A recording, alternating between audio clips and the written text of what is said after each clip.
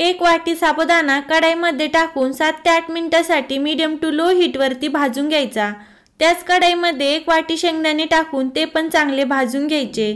1 वाटी सुकं किसलेलं खोबरं गुलाबी रंगाचं होईपर्यंत भाजून घ्यायचं। साबुदाणा पूर्णपणे गार झाल्यानंतर मिक्सरच्या भांड्यामध्ये घालून याचं बारीक पीठ तयार करायचं।